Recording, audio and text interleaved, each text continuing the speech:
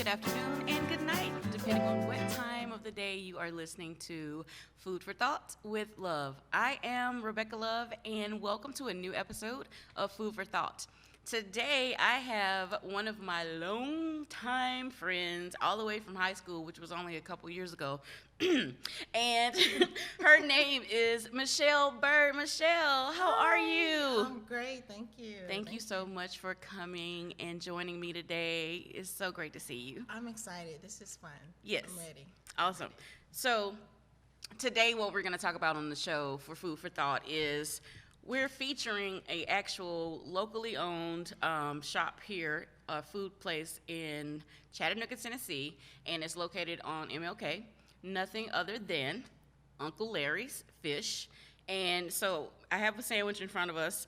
Me and Michelle are going to try it, and we're going to give our take on something local, something homegrown, because, you know, on the weekends, remember when we were growing up, and we always wanted a fish sandwich, and everybody pronounces it as fist. Fist, yes.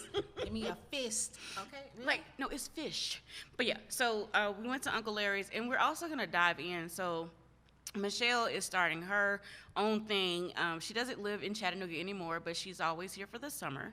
And she just recently came back from Hawaii, but this woman has traveled all over the place. We had a little bit of a laugh earlier because I could not say the word Dubai. I think I said, what did I say? I called it Dubai. Dubai. I was like, what is a Dubai? You mean Right. So we're gonna dive in a little bit on Michelle's travels. We're gonna also talk about Larry's Fish and just some of the fun things that we like about food, because we both love food. So let's go ahead and go in. So I will tell you by ear, and for those that are actually watching on the video log, you actually kind of see what I have here. But so this is on white bread. It has a little bit of coleslaw, homemade coleslaw, hot sauce. You can't do a fish sandwich without hot sauce and coleslaw. And I actually have the whitening, and Michelle, I got her the tilapia. So it's fried very, very flaky, very nice.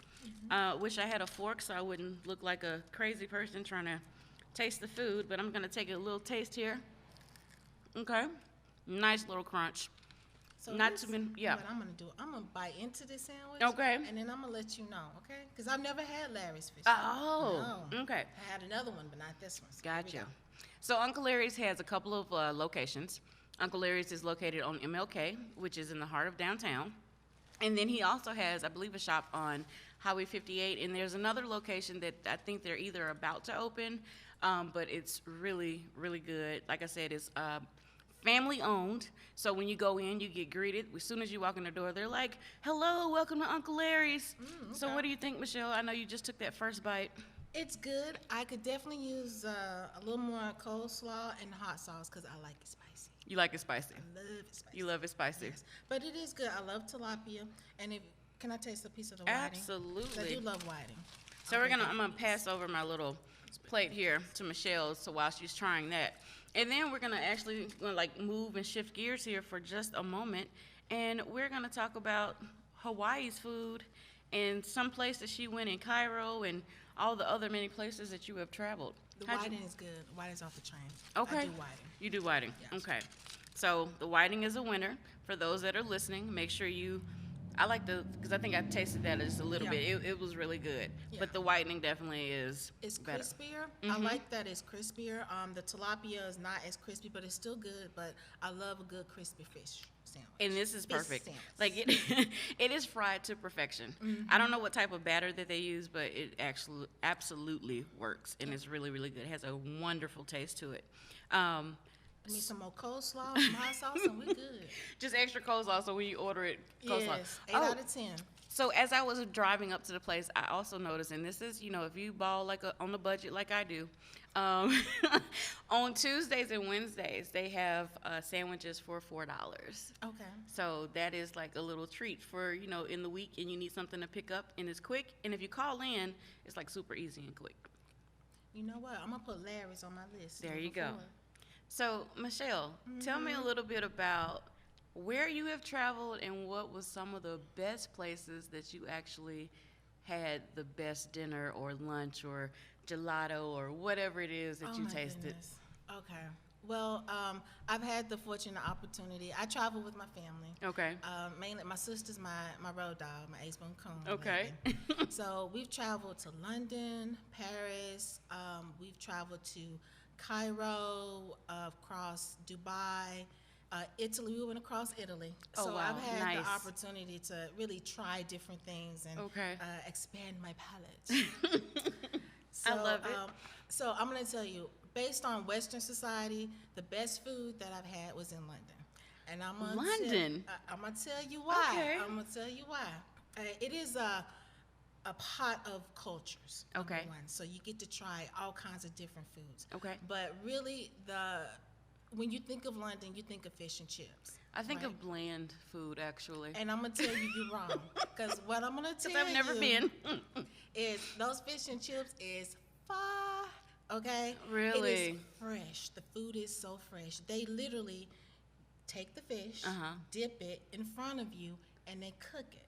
So Okay. it's not pre-made. Like here, our stuff is pre-made. You don't see when they don't dip that fish. Right. Right? And you don't know how long it's been you don't there. know how long it's been there.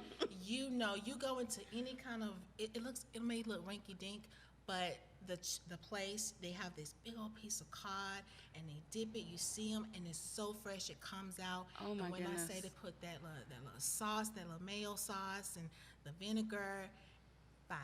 Okay, so this is in London. London. Do you remember what part of London you were visiting when you went? We went all over. We were in central London. Okay. The eastern part of London, Okay. near the Docklands, Okay. in Stratford. So yeah. So what about pricing? It's like, is it, so I guess for, here in the States versus being in London, is it a huge difference in pricing or is it about the same? I know the US dollar is a little bit different, than Right. London, but. We pay more for their money, for their pound. Okay. But as far as pricing difference, it's slightly more expensive depending Okay. on where you are. But if you eat locally, like we would go to like what we would consider hole in the walls. Right. We walk along, but they're good. We would eat fish and chips, and we would maybe pay about $8 for a platter. Okay. You get the chips, So you get the a lot fries, of and bang you can for your get, buck. A drink. Yeah. Okay. Awesome. Yeah. So what are, so I In know pounds, excuse me, not Right. dollars. Okay. Yeah, that's right. Pounds, and we're U.S. dollars. So when because you just came back from Hawaii, Yes. what part of Hawaii did you travel to, and what was the most memorable experience food-wise that you had in Hawaii? Okay, so we went to I went to Oahu. We stayed out near Waikiki, but we just traveled all over the island over the course of time that we were there. We had the experience of going to this luau. Okay. It's Nut Ridge, and it's at the top of the mountain overlooking Waikiki. It's gorgeous. They had this buffet. Okay. And they went about explaining the food, and I have pictures I can show you, but what was really interesting was how they used tea leaves. Okay. So, here's an interesting fact. It's not food related, but it's interesting, real quick. When you see the hula skirts, we always call them grass skirts, right? Right. It's not made of grass. It's made of tea leaves, dry tea Oh, leaves. that's a nice little interesting fun fact for today. And the Hawaiians, they say, we use every single thing. They do not let anything go. At this So all their resources, they absolutely They use use it. 100%. Okay. At Nut Ridge, they grow the food that they cook for the buffet. Everything is utilized. Oh, and so wow. they take the tea leaves. They had this big old pit, like this barbecue pit, and they grew the sweet potatoes. And what they did was they wrapped it in the tea leaves, and they would cook it in that way. So they use the tea leaves as Yes. like we do with aluminum foil. Exactly, and they cook it. They So cook did it this- give it a different texture or taste? No, it just it tasted good.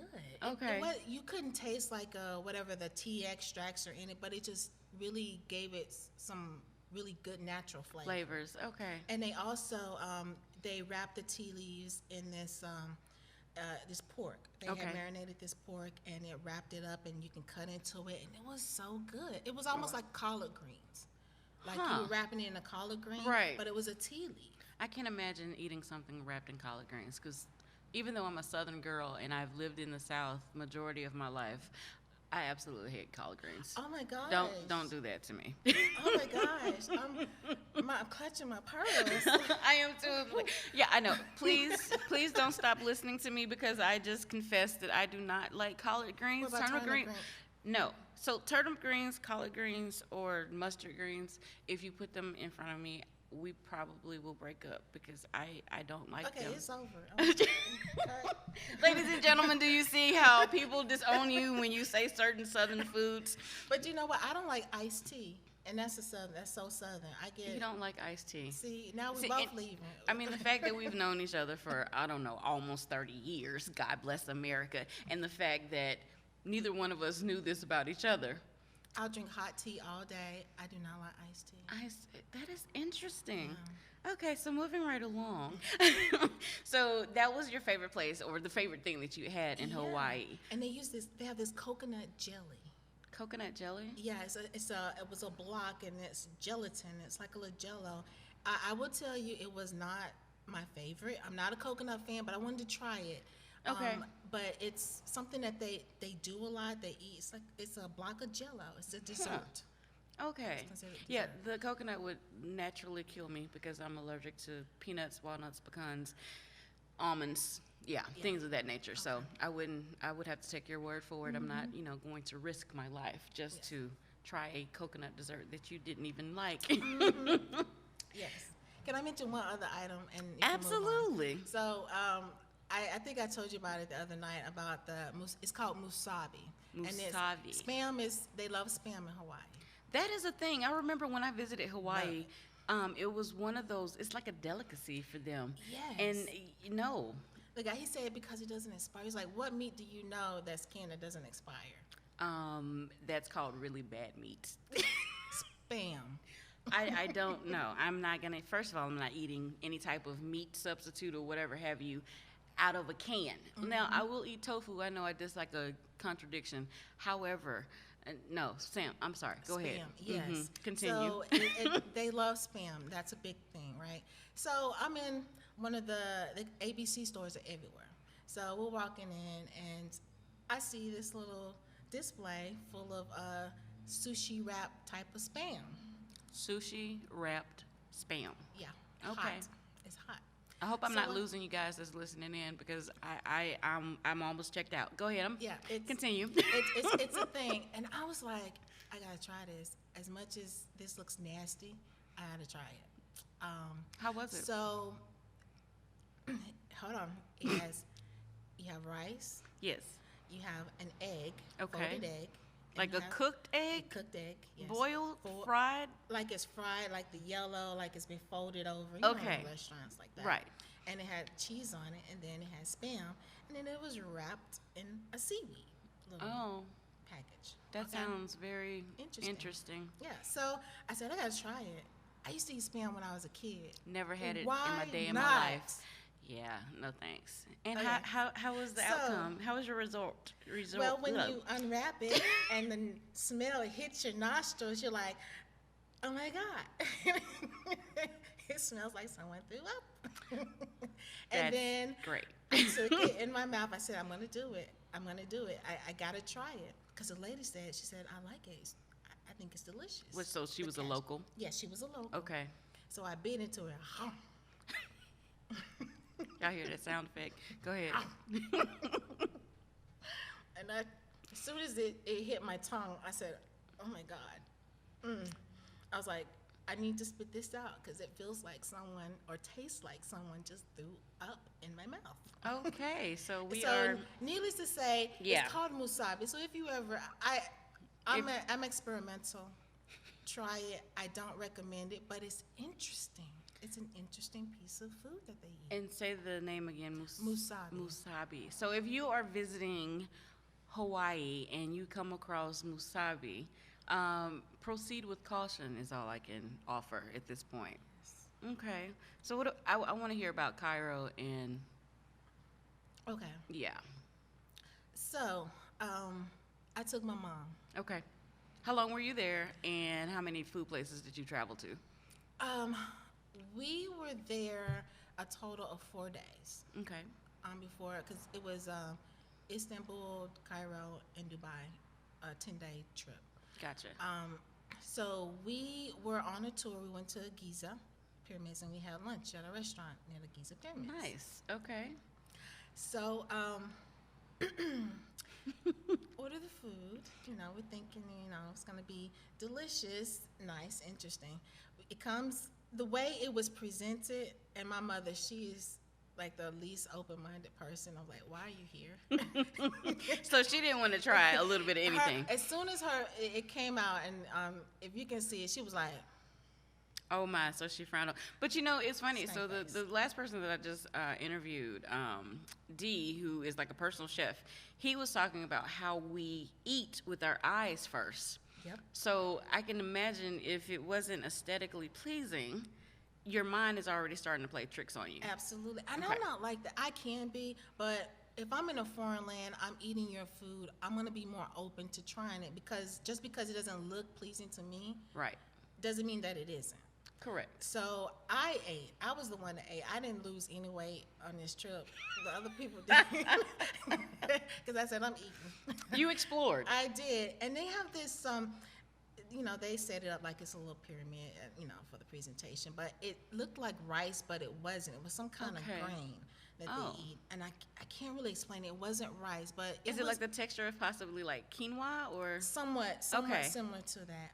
It really didn't have much of a big taste. I would tell you, there's 30 million people in the city of Cairo. The country has 70 million people, so that's Oh how wow, big it is. that's a pretty large Yeah. population. And the meats that they cook were delicious, and it's similar to what you will find in Istanbul with the type of meat, the lamb and the Okay. chicken and the sticks. Nice. How they serve it. Yeah. But I'm gonna tell you, the hummus. Mm-hmm. If I had the nerve, I would have reached over and smacked my mama. Oh my That's how goodness, good the hummus was that great. If I knew I wouldn't be murdered in a foreign country, I would. Yeah, it's probably not a good idea Yeah, that's to not commit a good. crime I when don't you're want her to get in overseas. trouble. Yeah, but the hummus was that great. It was delicious. So what type was it? Like just a plain hummus or? They had the typical. It was like one was the typical hummus that we try, and they used like we used the veggies, the celery sticks, and everything. It was Right. different. Oh, to dip the To dip the hummus okay. in. And then they had a different kind, which was yogurt based, another kind of a dip. yogurt based hummus. It was delicious. Okay. Of course, no one again, I didn't lose any weight. I On the ate trip because it you ate everything. all up. I thought it was delicious. And I suggest you try it. The hummus, the meats were delicious. It wasn't spicy, it wasn't salty, because we Okay. pack everything with salt here. We in the do. We States. over salt things And sometimes. I think that's the difference. Like, we expect when we put something in our mouth, that saltiness or sweetness is gonna explode in our mouth. You're not gonna have that in Europe. You're not gonna have that in other places, because Okay. they don't do that. They Interesting. know it's wrong. So you have to keep the integrity of food, no matter where you are, because you if you think about like the human tongue and like the different levels of like your sweetness, your bitter, your savory, like all those senses that while you're eating, I think and a lot of people here in the States, we eat for recreation. Yes. Whereas other places in the world, they will eat for nutrients and just to continue to like live life. We indulge. Just to satisfy, yes. Yes. So that's a very interesting way of looking at it. That goes to the point too, and forgive me if I'm just No, going, go but ahead. When you go to Italy, there's no such thing as fettuccine alfredo. That is an American thing. That is so true. I just want to let y'all know, because don't do what we did. What did you do, We asked for Michelle? fettuccine alfredo, and they looked at us. They were like, Oh wow. Americans, Oh, did were they like, shun you a little bit? We don't have that. That's not. Now, I've never been to Italy, but one of my favorite things in the back of my mind on my bucket list, I will own a villa one day, and I'm going to live in Italy for like 4 to 5 years. And because the freshness of the food, I think I need to do a genealogy report, because I love Italian food. Oh my goodness, it's like so good. So everything was like fresh. I can imagine, Fresh. like the Again. mozzarella. Oh, I'm sorry. I got chill bumps. You feel them? I see 'em. You see 'em? I got chill bumps. It's called mozzarella. Mozzarella, Mozzarella. not mozzarella like we butcher Yeah, it here in the yeah, States. We're tearing it up. Okay. Mozzarella. buffalo mozzarella. And I can tell you the best mozzarella that I had, we were coming back, we were in the Amalfi Coast, and we were headed, I can't remember, but it was one of those little small towns. And our guide, she was actually from there. Okay. She stopped before we got back on the train, and she bought us the mozzarella, the Okay. prosecco, and these delicious olives. Oh, and man. we ate and drank on the plane. And when I say fresh, like they just picked it. Oh wow! Fresh. So fresh. So I Fresh. couldn't go to like the grocery store at Publix and go get a Get jar. that exact. No. It's gonna be full of salt, and you're gonna blow up after eating one of them because Okay. of the salt. But over there, it's like they just went out to It the was garden. in the bag, yeah, the fresh little bag, like they just picked it. Yes. And it was little tiny pearl mozzarella balls, and you just eat them all by themselves. I bet it just melted in your mouth. It did. As we're sitting here talking to food, and like our fish sandwich from Uncle Larry's that we had started earlier is staring me in the face. Another bite. Another bite. Let's try a little bit more. Let's see if it's since the heat is gone a little bit. Let's see how great it is. Y'all, this crunch is so good. This fish, you've got to go and visit Uncle Larry's. We're not going to continue to talk because we don't want to bore you, but I want to definitely encourage you all. Go out in the city of Chattanooga. I want you to definitely go and support these local places because they're awesome. Uncle Larry's, again, is a family restaurant. It's great places that on Tuesdays and Wednesdays they have specials. And Michelle, I want to visit some of the places that we have talked about. I know you said Cairo, Italy, Dubai, London. And yeah. I'm still stuck on London having flavorful food. Yes. Because every time I think of London, I think of like bland food. Please don't. I won't. Please I will don't. expand my. It is delicious. Okay. Very delicious. You want to go? You let me know. We'll get a ticket and we'll explore it. I need you to start a traveling agency and book a couple of things, and we need to do like world tours. You know what? It would be really great if we could have some type of venue where we have like foods around the world. And have like people that specialize in that particular type of genre of food, and it's like a tasting, and paired with like either whiskey or wine or whatever beverage of your choice. I think that would be like really great. That would be fun. That would be fun. I'll bring my stretchy pants. Definitely, that's an absolute must. Well, again, I am Rebecca Love, and I had the pleasure and honor of talking with my friend Michelle Byrd, and she, like I said, she's a world traveler. Have you started your website and everything for what you're venturing out into that you can share with the audience? Well, right now, my sister and I, we're Soul Tripping Sisters. We're on IG. We're going to start that on IG. We're accumulating our content right now, so that way we'll just out in the gate, we're ready to go. So you can follow us at Soul Trippin', that's TRIPPIN, Sisters, on IG. Okay, awesome. Well, it has been a pleasure to speak with you. Thanks for taking out time of your day, your busy day, because I know you're trying to wrap up your summer. Thanks for speaking with me again. Yes, it was great. Definitely visit Uncle Larry's. Visit some more places on MLK if you're in the city. And if you're listening abroad and you're not in the city of Chattanooga, hit me up on Facebook or Instagram, and I can tell you, depending on what taste that you have, where you should go and grab something to eat. Absolutely. This is Food for Thought. This is Rebecca Love, and we will hear and see you next time. Amplify is a podcast network made up of people of color and operating out of Chattanooga, Tennessee. Amplify is a project of Rise Chattanooga, a minority-based cultural arts nonprofit organization focused on community education, performance, and arts and cultural preservation. You can find all of the podcasts on Spotify, iTunes, Google Podcasts, Stitcher, and risecha.org. Thank you so much for listening.